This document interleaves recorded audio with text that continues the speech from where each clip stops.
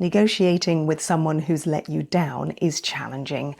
Those twin emotions of insult and injury can make a dangerous mood for negotiation. So how to move forward?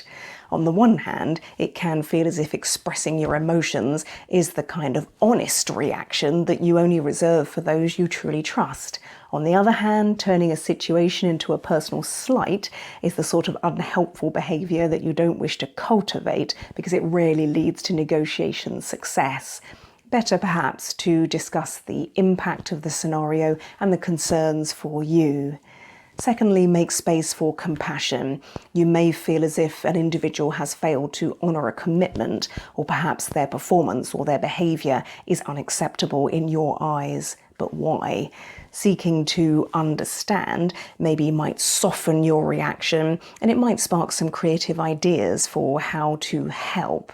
The disappointer themselves may be feeling pretty shabby about the situation, but just because they do not appear contrite, it doesn't mean they're not concerned.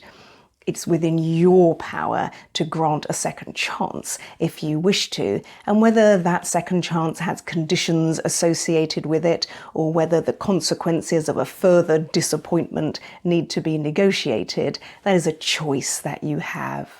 And finally, think about core principles. It's quite likely that between yourself and the negotiator, you've already established some values or some parameters as part of the relationship.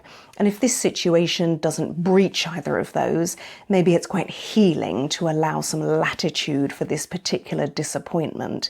But if you feel what you've co-designed together has somehow been compromised, if you feel it's lacking in safety or humanity, you may feel that resolution is not possible, although that doesn't mean that problem solving is not a great next step.